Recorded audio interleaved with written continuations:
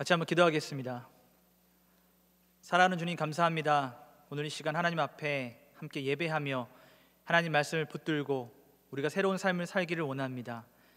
하나님, 이 시간 예배하는 예배자들에게 하나님의 귀한 마음을 심기어 주시사 하나님 말씀대로 살게 하시고 세상에 미련한 자가 되나 하나님에게는 지혜 있는 자가 됨을 기억하는 시간 될 수 있도록 인도하 주시옵소서. 모든 것 감사드리며 살아계신 예수님의 이름으로 기도합니다. 아멘. 자, 여러분 반갑습니다. 별로 안 반가우신 것 같습니다. 다시 한번 인사해 볼까요? 반갑습니다. 자, 우리 오늘 사랑하는 또 대구 제일교회 청년부 헌신 예배를 이렇게 함께 드릴 수 있어서 너무 감사합니다. 제가 청년부 사역을 하면서 청년들만 있는 예배를 많이 이렇게 인도하고 또 드렸지만 우리 청년들과 또 함께 어른들이 한 자리에 모여서 예배하는 시간은 굉장히 오랜만에 보는 것 같아요. 이렇게 코로나 이후에 모이기가 좀 어려워지면서, 근데 우리가 대구 제일교회에서 이렇게 귀한 청년부 헌신 예배를 준비하셨다고 하니까 제 마음이 준비할 때부터 굉장히 설레고 기대되는 마음이 있었습니다. 여러분들도 좀 그러시죠? 네, 감사합니다.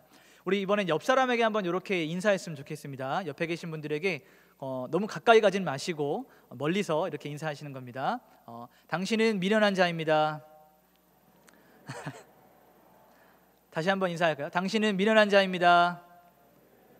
네, 서울에서 강사님이 내려오셨다고 했는데 보통 우리가 인사할 때 주님의 이름으로 사랑합니다, 축복합니다, 이런 인사를 많이 해봤는데 옆에 계신 분들에게 특히나 오늘 어른들도 같이 계시고 또 청년들이 이렇게 인사하기에 우리 미련하신 분입니다 이렇게 인사하기가 좀 굉장히 좀 껄끄럽기도 하고 좀 부끄럽기도 하죠. 제가 왜 이렇게 인사를 시작했는지는 오늘 말씀이 다 끝나고 나면 그런 의미에서 우리가 당신은 참 미련하신 분입니다 라고 이렇게 인사를 했구나 아실 수가 있을 것입니다. 자, 우리는 사실은 미련해지고 싶지 않죠. 저도 똑똑해지고 싶습니다. 저도 지혜 있다라고 저 사람 참 지혜 있다, 저 사람이랑 같이 하면 참 뭔가 일이 잘 돼, 이런 얘기를 듣기를 좋아하지 참 답답하다, 저 사람 미련하다라고 하는 이 말을 저도 사실은 듣고 싶지가 않습니다. 그런데 성경에서 우리를 향하여 가르치고 있는 말씀이, 성경에서 오늘 이 우리가 읽었던 고린도서의 말씀을 통해서 우리에게 던져주고자 하는 그 도전은 미련한 자가 되라는 거예요. 참 아이러니합니다. 우리가 성경을 읽을수록 성경에서 발견할 수 있는 역설들이 많이 있는데 우리로 하여금 세상에 빛이 되고 소금이 되라고 말하면서 왜 우리로 하여금 세상에 나아가서 미련한 자가 돼야 되는지 말씀을 하나씩 살펴보면서 그 은혜를 여러분이 함께 누리시길 소망합니다. 오늘 우리가 같이 읽었던 이 말씀을 좀 접근하기 위해서는, 이제 하나씩 바르게 해석하기 위해서는 우리가 읽었던 말씀의 바로 위에 있는 고린도전서 1장 18절부터 좀 말씀을 살펴보아야 됩니다. 고린도전서 1장 18절 말씀에 이렇게 기록이 되어 있습니다. 함께 한번 읽어볼까요? 시작.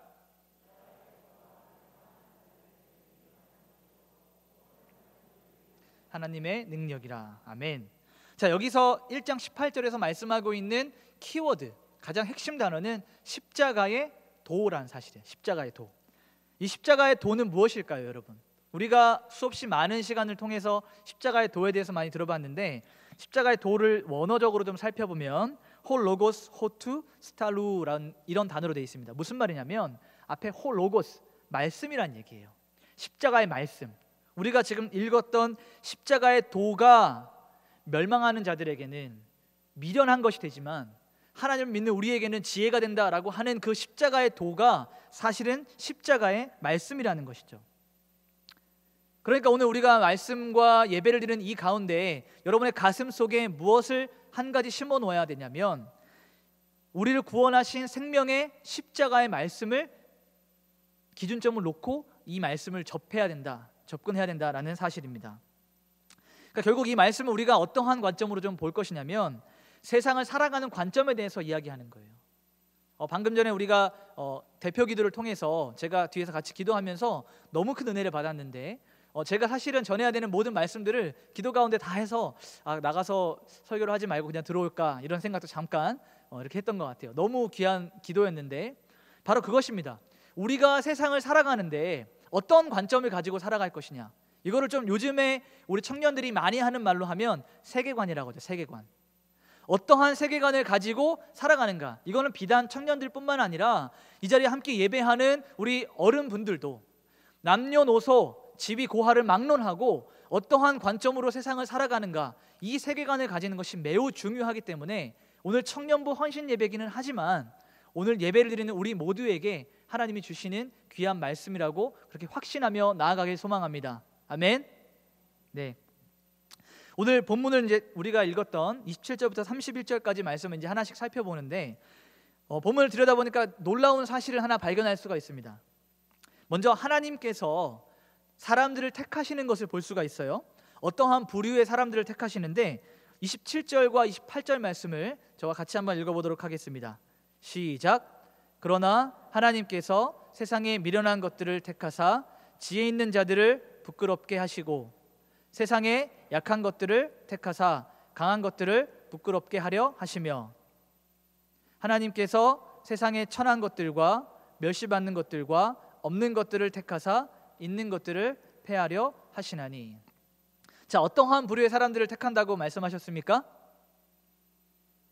성경을 같이 읽으셨죠? 네. 어떠한 부류의 사람들을 택한다고 하셨습니까? 네, 미련한 사람들을 택한다고 했어요. 힘이 없는 자들을 택한다고 했어요. 천한 것들을 택한다고 했어요. 가진 것이 없는 자들을 택한다고 했어요. 그런데 그것에 대한 앞에 수식어가 있습니다. 잘 보면 어떤 이런 수식어가 담겨 있는데 그것은 바로 세상에. 여러분 성경책에 찾으셨습니까? 그냥 미련하고 그냥 천하고 그냥 없고 그냥 약한 자들이 아니라 세상에 미련한 자들이요, 세상에 천한 것들이요, 세상에 없는 것들이요, 세상에 멸시받는 자들을 택했다라고 바울은 이야기하고 있는 겁니다. 그러니까 다시 말하면 하나님께서 당신이 선택하시고 골라 뽑으신 사람들은 어떠한 사람들이냐? 세상 가운데 미련한 사람들이고 세상 가운데 천한 사람들이고 세상 가운데 힘이 없는 사람들이라는 사실입니다. 요거를 조금 다시 뒤집어서 이야기하면 어떻게 우리가 이야기를 할 수 있냐면, 자, 그러면 반대로 하나님의 관점에도 미련한 자가 있다는 사실입니다. 아멘이십니까? 지금 이 바울의 말씀을 통해서, 하나님께서 바울을 통해 주신 말씀을 통해서 세상에 미련한 자들이 있다라는 사실을 우리가 봤어요. 세상에 약한 자들이 있다라는 것을 보았습니다. 세상에 천한 자들이 있다라는 것을 확인했습니다. 돌려서 말하면 우리가 지금 세계관, 관점에 대해서 이야기하고 있지 않습니까? 하나님의 관점에서 볼 때도 미련한 자들이 있고, 하나님의 관점에서 볼 때 약한 자들이 있고, 하나님의 관점에서 볼 때 천하고 없는 자들이 있다는 사실입니다. 그러니까 우리가 여기서 캐치해야 될 것은 무엇이냐면 하나님의 관점과 세상의 관점은 확연하게 다르다는 거예요. 하나님의 관점과 세상의 관점이 확연한 기준점이 있다는 것을 말하고 있는 것입니다. 자, 그런데 하나님께서 약하고 좀 연약한, 그러니까 사회적 약자들, 좀 소외된 자들을 선택하신 이유가 이 본문의 말씀이 함께 설명이 되어 있습니다. 무엇입니까?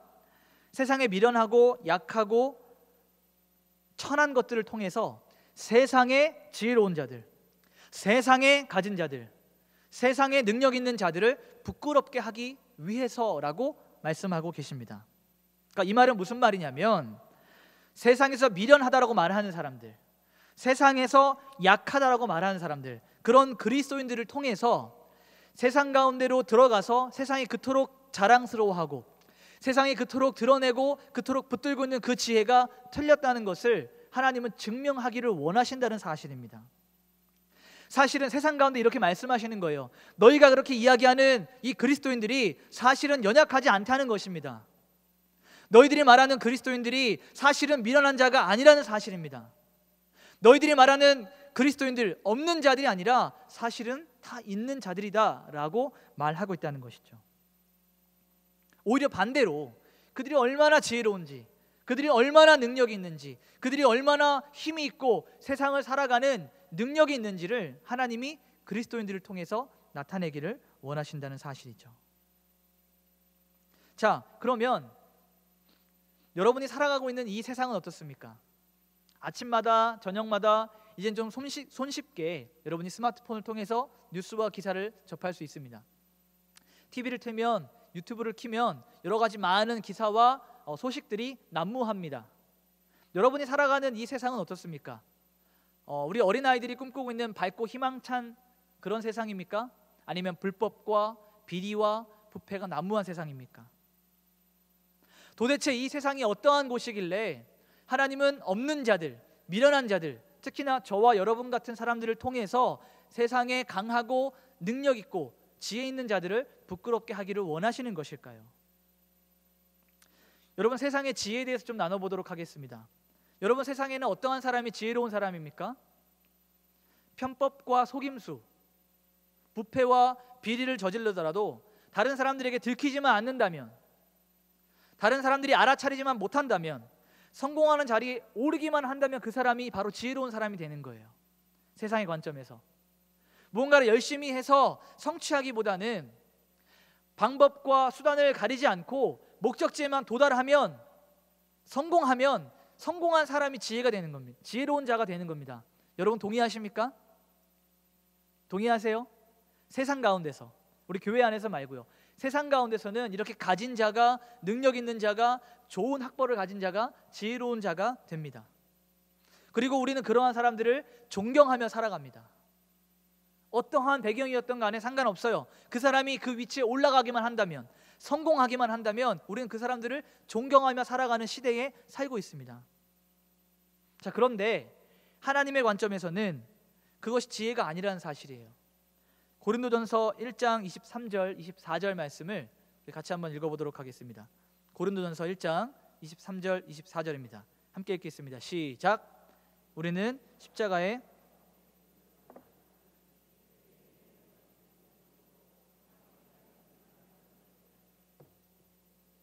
부르심을 받은 자들에게는 유대인이나 헬라인이나 그리스도는 하나님의 능력이요 하나님의 지혜니라. 아멘. 자, 그러면 이 십자가의 도, 우리가 아까 18절에 읽었던 십자가의 말씀이 왜 하나님의 지혜가 되는 것일까요? 세상이 말하는 지혜는 성공하는 겁니다. 세상이 말하는 지혜는 많은 것을 가지는 겁니다. 세상이 말하는 지혜는 모든 사람들에게 드러낼 수 있는, 좀 자랑할 것이 있는 그 위치에 올라가는 것이 세상의 지혜입니다. 그런데 이 십자가의 도, 십자가의 지혜가 왜 하나님의 지혜가 되는 것일까요? 여러분, 십자가 잘 알고 계시죠? 십자가. 여러분, 십자가는 이 로마 시대에 가장 수치스럽고 가장 비참한 형벌이었습니다. 십자가에 우리가 달리신 예수 그리스도의 그 어떤 사파나 이미지나 조각상들을 많이 보셨을 텐데, 거기에 예수님이 이렇게 두건을 좀 두르시고 십자가에 매달려 계시죠.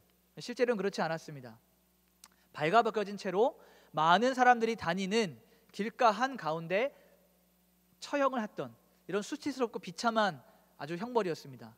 뿐만 아닙니다. 이 십자가에 달리기 전에 여러분이 패션 오브 크라이스트라는 그 영화를 통해서 많이 보셨겠지만, 예수님께서는 수없이 많은 매질을 당하셨고, 자기 힘으로 건장한 청년이 맬 수 없을 만큼, 지쳐서 쓰러질 만큼 채찍질을 해서 등에 살갗이 다 벗겨지고, 채찍질에 의해서 이 살갗이 떨어져 나가서 안에 뼈가 보일 정도로 피가 흘러내리고, 뿐만 아니라 가시 면류관을 머리에 꾹 눌러 써서 가만히만 있어도 피가 줄줄 흐르는, 정신이 왔다 갔다 하는 혼미한 상태까지 만들어 놓은 상황에서 예수님을 십자가에 못 박게 했습니다. 여러분, 그런데 이 십자가가 얼마나 고통스러운지 알고 계십니까? 사람이 숨을 쉬어야 되는데 이 십자가에 달리면 이 사람의 무게 때문에 몸이 가라앉습니다.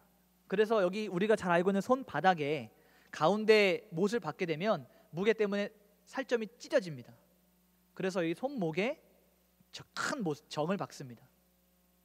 자, 그러면 사람의 몸이 무겁기 때문에 내려가죠. 그러면 숨이, 횡격막이 닫혀서 막히게 됩니다. 너무너무 고통스러운데 숨을 쉬어야 되니까 이 못에 자기 아픔을 의지해서 다시 일어납니다. 숨을 한번 들이키고 다시, 이렇게 수없이 긴 시간을 반복적으로 고통을 당하시다가 십자가 위에서 죽으셨습니다. 누가요? 우리 예수님이요. 여러분, 이 모습을 봤던 사람들은 뭐라고 생각했을까요? 이야, 우리가 찾던 메시아다, 야, 하나님의 아들이다 라고 했을까요? 모두가 고개를 좌우로 흔들었습니다. 실패자, 예수, 요셉의 아들이었던, 목수였던 그는 철저한 실패자였고 완전한 패배자였습니다. 모든 사람들이 그를 메시아일까 하는 기대감에 그를 쫓았다가 십자가 위에서 비참하게 죽어버린 그의 모습을 보고 다 떠나갔어요. 그리고 그를 추종하는 사람들이나 십자가에 달린 예수나 모두가 다 실패자의 삶을 살 수밖에 없는 그런 관점을 가지게 되었다는 것이죠. 그런데 바로 이 장면, 이 모습, 이 십자가를 보시고 하나님께서 뭐라고 말씀하십니까? 지혜다, 지혜롭다라고 말씀하시는 거예요. 십자가는 하나님께서 우리를 구원하시고자 했던 하나님의 지혜의 결정판입니다. 아멘이십니까? 다른 곳에서 하나님의 지혜를 찾기보다 여러분 십자가에서 그 지혜를 찾아야 돼요. 저와 여러분, 영원히 죽어야 되는 저와 여러분이 구원받을 수 있었던 하나님의 지혜가 결정적으로 드러났던 그곳이 바로 십자가입니다. 그러니까 하나님은 이 십자가를 지혜라고 말씀을 하시는 거예요. 이 십자가의 도를 선포하는 것, 십자가의 말씀을 전하는 것이 하나님의 지혜다라고 말하고 있는 것입니다. 더 직접적으로 말하면 이 길에, 예수 그리스도가 달리신 이 십자가의 그 길에, 그 말씀을 전하는 일에 저와 여러분을 초대하고 계시는 겁니다. 여러분, 내일부터 시작되는 월요일입니다. 세상이 말하는 한 주간의 시작입니다. 우리 그리스도인들은 주일부터 시작을 하죠. 여러분, 회사에 가서, 학교에 가서, 여러분 가정에서 무슨 이야기들로 여러분 대화를 이어가시겠습니까? 세상의 지혜로움이 아니라 하나님의 지혜를 나누는 여러분들 되시기를 소망합니다. 아멘. 자, 그러면 지금까지 우리가 세상이 말하는 지혜, 성공과 하나님 말씀하신 지혜인 십자가에 대해서 살펴보았습니다. 그러면 우리가 어떠한 반대편에 있는 어떠한 것이 세상이 말하는 미련함과 하나님께서 말씀하시는 미련함인지 같이 한번 또 살펴보도록 하겠습니다. 자, 세상이 말하는 이 미련함은 무엇일까요? 세상에서 말하는 미련함, 먼저는 손해보는 것입니다. 손해보는 것. 세상은 절대로 손해보는 것을 하지 않습니다. 우리 장사하시는 분들이 주로 하는 말이 있죠. 남는 게 없어요. 남는 게 없으면 장사를 할 수가 없습니다. 남는 게 조금이라도 있기 때문에 장사를 하는 것이죠. 세상에서는요, 절대로 손해보는 일들을 하지 않습니다. 희생을 하지 않아요. 어려움을 당하고 자기의 능력이 아니라, 자기 자신의 힘이 아니라 다른 무언가를 의지하는 것, 정말 미련한 일입니다. 세상적인 관점에서요. 더군다나 우리와 같이 보이지 않는 하나님께 예배하는 것, 기도하는 것 얼마나 미련해 보이는지 몰라요. 얼마나 답답해 보이는지 모릅니다. 더군다나 여러분, 교회에 오실 때 우리가 하나님 앞에 예물을 드리죠. 헌금하잖아요. 세상 사람들이 볼 때는 이런 한 푼이 아까운데 보이지 않는 하나님에게, 그것도 교회에 가서, 세상적으로 우리 교회 이미지가 좋지 않지 않습니까? 근데 헌금을 한다고 하면 미련하다는 소리 들어요. 차라리 그 돈을 날 줘라, 내가 너 더 잘해줄게. 세상에서 이렇게 우리를 조롱하고 우리를 힐난하고 우리를 부끄럽게 만들어요. 정말 미련한 사람들, 세상에서 말하는 정말 미련한 사람들은요, 오늘 오후 3시, 주일 오후 3시가 지나는 이 시간에 여전히 교회 예배당 안에 앉아서 예배하는 저와 여러분이 너무너무 미련해 보이는 거예요. 여러분, 오늘 가을 날씨 얼마나 좋습니까? 다음 주부터 좀 춥다고 하는데 산으로 들러 나가서 얼마나 많은 좋은 것들을 누리면서 즐길 수 있겠어요. 여러분, 나가고 싶지 않으세요? 여러분도 가을을 좀 즐기고 싶지 않으세요? 저는 많이 즐기고 싶은데 여러분 아니신가요? 고개를 끄덕이시는 분들이 없어서 제가 너무 믿음이 없었나 봅니다. 얼마나 좋은 날인지 몰라요. 제가 여기 서울에서 내려오면서 산마다 단풍이 너무너무 곱게 예쁘게 들어있어요. 붉은색으로, 노란색으로. 중간에 내려서 산을 좀 구경하고 싶을 만큼. 시내를 통과해서 오는데 백화점에, 역에 사람들이 너무너무 많습니다. 그런데 이렇게 교회에 와서 오후 시간에도 예배를 드리고 있는 저와 여러분이 세상 사람들의 눈에는 얼마나 미련하게 보이겠어요. 얼마나 답답해 보이겠어요. 쉬지도 못하고 월요일에 가면 얼마나 또 피곤합니까? 그런 우리가 이렇게 미련해 보인다고 세상은 말합니다. 그러나 하나님의 관점에서는 정반대죠. 제 아무리 성공하고 수많은 권력과 능력과 사람을 부린다 할지라도, 제 아무리 유명하고 재력이 많아서 부러울 것이 없는, 하고 싶은 모든 것을 마음대로 할 수 있는 그러한 사람이라 할지라도 그가 하나님을 떠나 있고 하나님을 붙들지 않는다면 하나님은 그를 가리켜서 미련한 자다라고 말하고 있는 거예요. 여러분, 결과적으로 세상은 겉으로 드러나고 보이는 것들로 우리를 판단합니다. 얼마나 성장했는가, 얼마나 성공했는가. 여러분 요즘에 서점에 가시면 자기계발서들이 최고의 베스트셀러가 많이 돼 있어요. 우리가 어떻게 하면 더 나은 사람이 될 것인가, 어떻게 하면 더 좋은 일들을 할 것인가, 어떻게 하면 더 성공할 것인가, 세상 가운데서 높이 올라갈 것인가. 그러나 하나님은 겉으로 드러나는 우리의 외적인 것들이 아니라 우리 내면의 중심을 보신다는 사실이죠. 여러분, 하나님을 두려워할 수 있는 그런 마음이 오늘 있기를 소망합니다. 여러분, 마지막 날, 이것이 우리 성도에게, 청년분들 뿐만 아니라 우리 어른분들에게도 우리가 반드시 기억해야 될 것, 그리스도인들의 삶의 태도는 종말론적인 삶의 태도예요. 종말론적인 삶의 태도.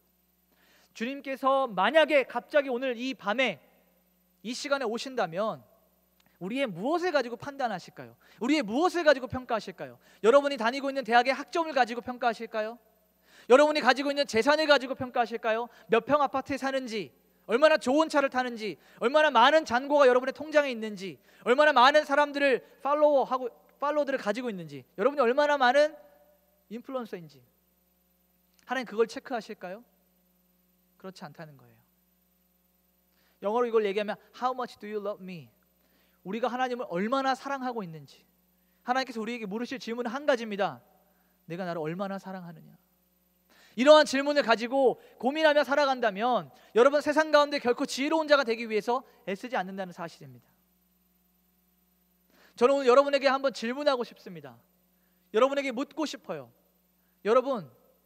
여러분을 누가 미련하다고 말하고 있습니까? 세상이 말하는 미련한 자입니까? 아니면 하나님이 말씀하시는 미련한 자입니까? 어느 편에 서 있는 미련한 자인지 오늘 이 시간 그 답을 찾아가시기를 소망합니다. 여러분, 지혜로운 자와 미련한 자에 대한 이 이야기가 성경에 하나의 비유로 아주 잘 나와 있는 본문이 있습니다. 마태복음을 한번 살펴보도록 하겠습니다. 마태복음 7장 24절에서 27절까지 말씀입니다. 마태복음 24장 24절에서 27절까지 말씀입니다. 같이 한번 읽어보겠습니다. 시작.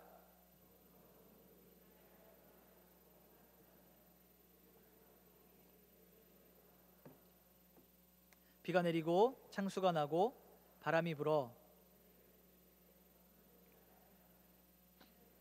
반석 위에 놓은 까닭이요 나의 이 말을 듣고 행하지 아니하는 자는 그 집을 모래 위에 지은 어리석은 사람 같으리니 비가 내리고 창수가 나고 바람이 불어 그 집에 부딪힘에 무너져 그 무너짐이 심하니라.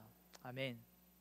자, 여러분, 모래 위에 집을 지은 자와 반석 위에 집을 지은 자 두 사람이 등장하게 됩니다.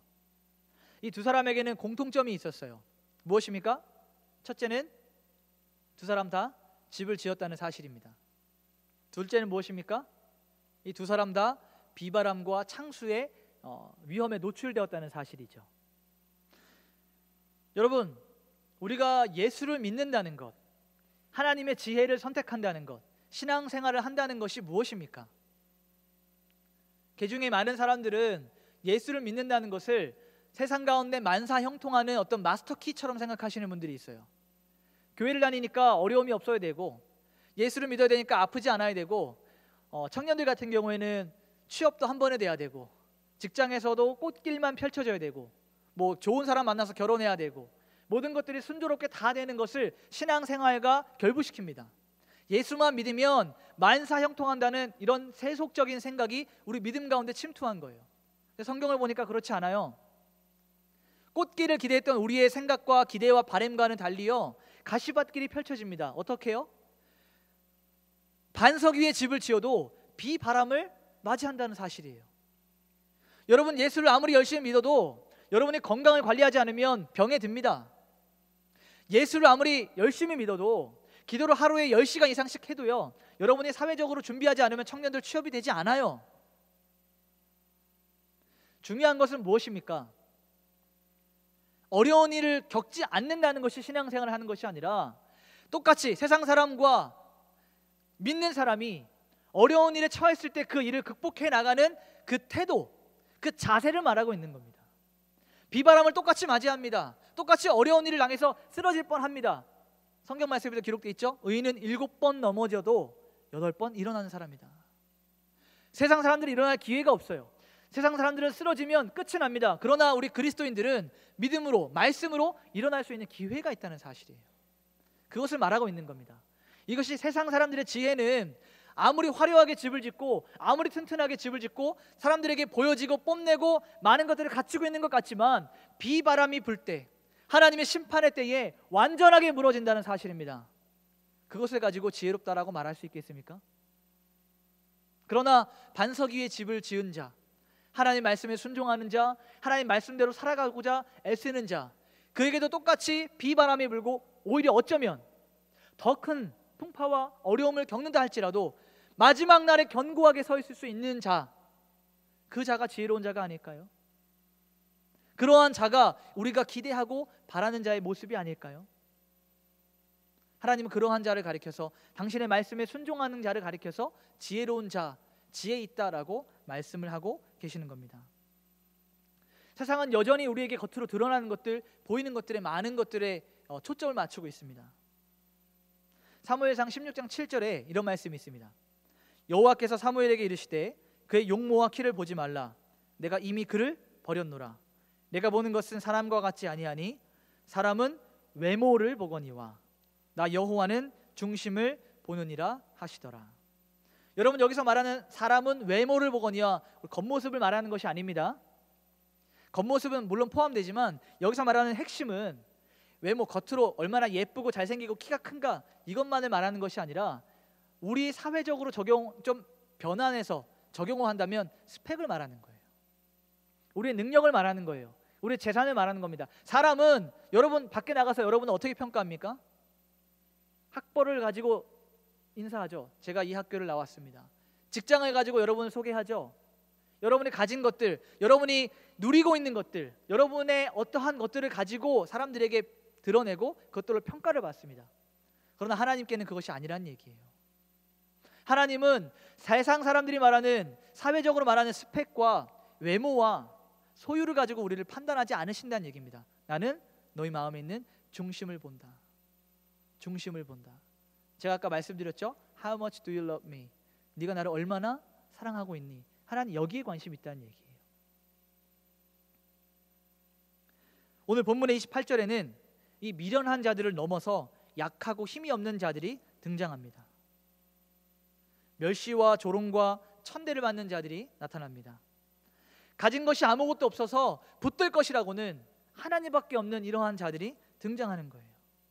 그러나 하나님께서는 이러한 자들을 통해서 강하고 힘이 있으며 세상에 부러울 것이 없는 자들을 부끄럽게 하시고 그들을 패하시기를 원하신다고 하셨습니다.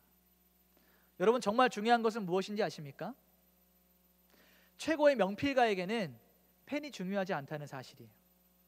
제 아무리 값비싼 펜이라 할지라도 수천만 원짜리 순금으로 도배되고 온갖 다이아몬드가 박혀있는 수억짜리 펜이라 할지라도 이 펜이 2살박이 아이에게 집혀지면 뭐가 됩니까?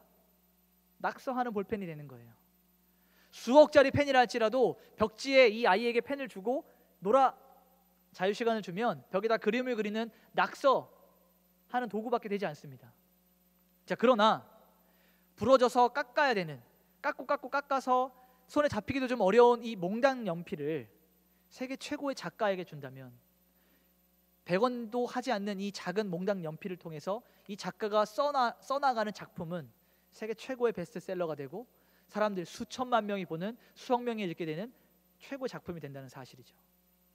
제가 무엇을 말하고 싶은 것이냐면 여러분이 어떠한가는 사실은 중요하지 않은 거예요. 내가 얼마나 많은 것들을 가지고 있는가, 내가 어떠한 회사를 다니는가, 내가 누구를 만나고 있는가, 얼마나 넓은 집에 사는가, 얼마나 좋은 차를 타고 다니는가, 이것은 중요하지 않다는 얘기예요. 여러분, 요즘에 우리가 이런 단어를 좀 많이 들어보셨을 겁니다. 예전에는 벼락부자라는 말을 많이 들어보셨죠. 벼락부자, 갑자기 부자가 된 사람, 졸부가 된 사람을 벼락부자다 뭐 이렇게 표현을 합니다. 요즘에 그런 표현을 잘 안 하는 것 같아요. 벼락거지라는 표현을 많이 씁니다. 그러니까 이 무슨 말이냐면 상대적 박탈감을 느끼는 거예요. 나는 열심히 그대로 살아가고 있는데 갑자기 성공한 누구 때문에, 갑자기 떠버린 누구 때문에, 갑자기 잘된 누구 때문에 내가 상대적으로 박탈감을 느껴서 더 낮아진 느낌이 듭니다. 이런 상대적 박탈감을 가지고 살아가는 이런 정서가요, 대한민국의 곳곳에 많이 펼쳐져 있어요. 특히나 청년들에게는 상대적 박탈감. 근데 하나님께서 오늘 우리에게 뭐라고 말씀하시냐면, 사랑하는 대구 제1교회 우리 성도분들과 우리 청년들에게 뭐라고 말씀하시냐면, 네가 어떠하든지 중요하지 않다는 얘기예요. 네가 가진 것이 없고 여전히 아프고 병들고 할 수 있는 것이 없다 할지라도 그것이 중요한 것이 아니란 얘기예요. 내가 너를 붙들면 된다라고 하시는 겁니다. 내가 너를 쓴다 하면 된다는 것입니다. 아멘이십니까? 그렇다면 여러분 한번 생각해 보십시오. 무엇이 지혜로운 것입니까? 정말 부정과 불법과 비리와 부패가 난무하는 세상 가운데 그들을 밟고 일어서서 높은 자리로 올라가길 애쓰는 것이 참된 지혜입니까? 아니면 세상을 통치하시고 온 우주 만물을 다스리시는 하나님의 손에 붙들리는 것이 지혜입니까? 제가 굳이 말하지 않아도 여러분이 그 답을 찾을 수 있을 것이라고 생각합니다. 여러분의 직장이 여러분의 인생을 보장하지 않는다는 사실을 기억하십시오. 이 땅에서 몇 년간은 먹고 사는데 지장 없도록 여러분의 필요를 채워주시겠지만, 이 세상의 삶이 끝나고 나면 여러분의 직장이 여러분의 삶을, 여러분 이후의 삶을 결코 책임질 수가 없다는 사실이에요. 그래서 우리는 이 비밀을 맡은 자들입니다. 하나님의 지혜를 먼저 배우고 깨달은 자들입니다. 그리고 이 지혜를 세상 가운데 나눠야 되는 그러한 사명을 부여받았어요. 목사인 저만 해야 되는 일입니까? 여러분의 교구 목사님들만 하셔야 되는 일입니까? 청년부 담당 리더와 청년부 담당 사역자만 해야 되는 일입니까? 아니요. 그리스도인이라면 이 하나님의 지혜를, 십자가의 도, 십자가의 말씀을 세상 가운데 전해야 되는 필요가 있다는 사실이죠. 그것이 우리의 사명이고 삶의 목적이 된다는 사실입니다. 우리 이 사실을 좀 인정하기를 소망합니다. 하나님이 아니면 아무것도 아닌 우리의 존재들, 하나님이 아니면 세상 가운데선 여전히 우리 미련하다고, 부족하다고, 연약하다고 들을 수밖에 없는 그러한 존재라는 사실을 인정하며 나가기를 소망합니다. 자, 그래서 제가 설교를 통해서 지금 전하는 말씀을 통해서 계속해서 전하고 있는 말씀이 이거예요. 저와 여러분은 미련한 자들입니다. 아멘이십니까? 다시 한번 인사할까요? 옆에 계신 분들에게 당신은 미련한 자입니다. 자, 우리 옆에 있는 세 분에게 한번 인사하겠습니다. 당신은 미련한 자입니다.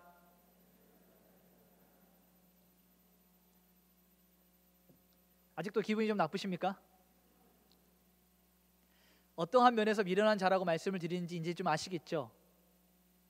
미련한 자가 돼야 돼요. 똑똑하다는 그 이야기는, 지혜롭다는 그 이야기는 세상적으로 일을 잘 풀어내는 그러한 일들을 참 들을 때 기분이 좋지만, 하나님은 여전히 세상 가운데서 미련한 자들을 찾으신다는 사실입니다. 자, 29절 말씀을 보니까 이렇게 기록되어 있습니다. 이는 아무 육체도 하나님 앞에서 자랑하지 못하게 하려 하심이라. 자, 여기서 말하는 29절의 자랑은 자기 자신을 자랑하는 것을 말하고 있어요. 자신의 힘과 자신의 능력을 자랑하는 것을 말하고 있습니다. 얼마나 내가 똑똑한지, 얼마나 내가 지혜로운지, 얼마나 많은 것을 알고 있고 얼마나 많은 것을 해낼 수 있는지, 내 능력이 얼마나 뛰어난지, 이것들을 말하는 그러한 자랑을 말하고 있습니다. 평생을 살아오며 쌓아왔던 스펙을 말하고 있는 겁니다. 그동안의 경력을 말하고 있는 겁니다. 그런데 안타깝게도 이렇게 자기 자신을 자랑하며 살아가는 세상 사람들의 이 삶에는 하나님의 자리가 없어요. 하나님이 일하실 그 자리가 없다는 얘기예요. 하나님의 힘이, 하나님의 능력이 나타날 그 자리가 없다는 사실입니다. 여러분, 요한일서 2장 15절 16절에는 이렇게 기록이 되어 있습니다. 이 세상이나 세상에 있는 것들을 사랑하지 말라. 누구든지 세상을 사랑하며 아버지의 사랑이 그 안에 있지 아니하니 이는 세상에 있는 모든 것이 육신의 정욕과 안목의 정욕과 이생의 자랑이니 다 아버지께로부터 온 것이 아니요 세상으로부터 온 것이라. 아멘. 여러분, 사람은요 자기가 사랑하는 것들을 자랑하게 돼 있어요. 여러분 자신 한번 좀 돌아보십시오. 여러분이 무엇을 좀 자랑하는, 친구들에게, 여러분 가족들에게, 직장 동료에게, 여러분이 속해 있는 공동체와 그룹에게 무엇을 자랑하는지를 좀 잘 생각해 보세요. 그러면 여러분이 사랑하는 것들을 자랑하고 있는 모습을 발견하게 되실 겁니다. 정말 내가 싫어하고 나를 괴롭히는 사람을 자랑할 리는 없죠. 내 아들이 이번에 어느 대학에 들어갔어. 우리 아들이 이번에, 우리 딸이 이번에 어디 회사에 들어갔어. 내가 사랑하는 것들, 내가 관심 있는 것들, 내가 너무너무 좋아하는 것들을 자랑하게 되어 있습니다. 사람의 본성이에요. 여러분, 이 자랑거리가 이제는 좀 바뀌어야 될 때가 됐습니다. 지금까지 여러분이 여러분의 직장을 좀 자랑하며 살았다면, 여러분의 학벌을 자랑하며 살았다면, 여러분이 만나고 있는 이성 친구를 자랑하며 살았다면, 여러분의 집과 여러분의 소유와 여러분의 능력을 자랑하며 살았다면, 이제는 우리의 자랑이 좀 바뀌어지기를 원합니다. 여러분, 자랑 자체가 나쁜 것은 아닙니다. 오늘 성경에도 우리가 보니까 자랑을 하지 말라고 하지는 않았어요. 그러면 문제는 뭐예요? 무엇을 자랑하는가? 이것이 우리에게 주어진 숙제겠죠. 31절을 보도록 하겠습니다. 우리가 읽었던 마지막 말씀인데요, 31절 말씀을 보도록 하겠습니다. 같이 한번 읽어보겠습니다. 시작.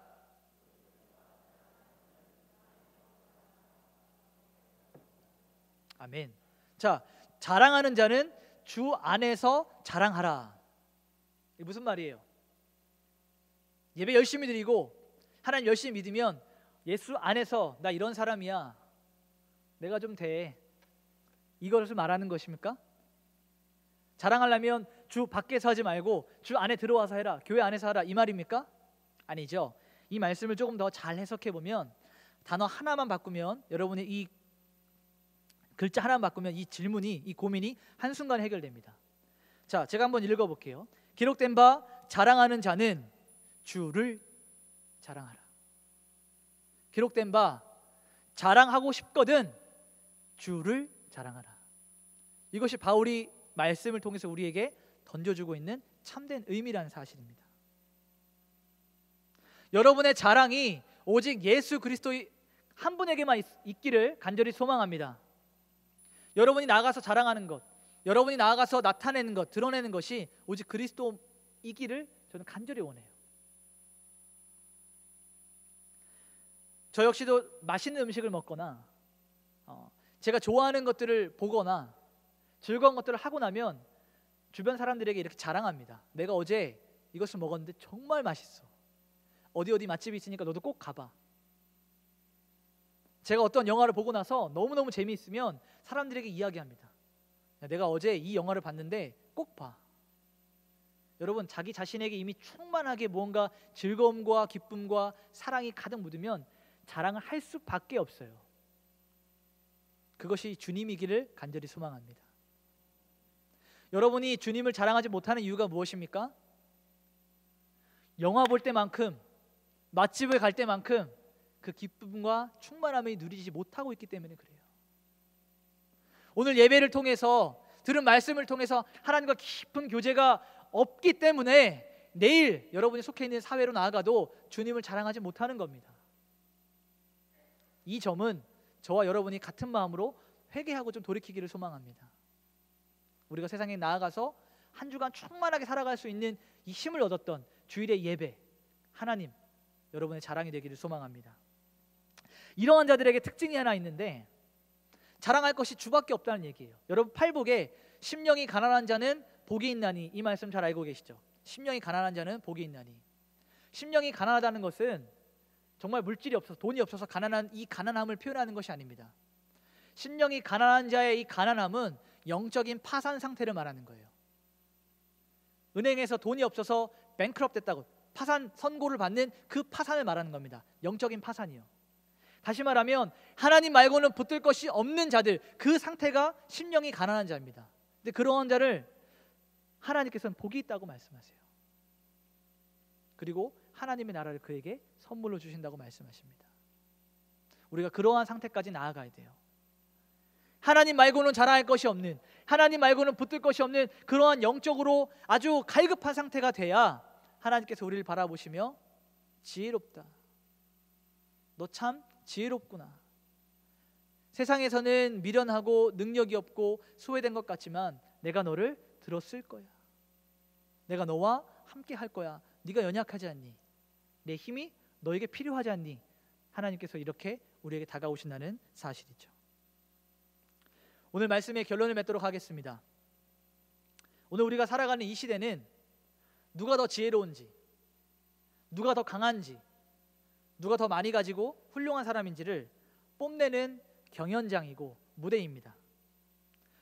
모두가 높은 자리로 올라가기 위해서 다른 사람들을 짓밟아야 되는 안타까운 사실을 우리는 바라보고 있습니다. 그래서 오늘 저는 여러분에게 마지막으로 한 번 더 온 마음을 다해서 권고하고 함께 나누기를 원합니다. 여러분, 세상 가운데 미련한 자가 되십시오. 세상 가운데 없는 자가 되십시오.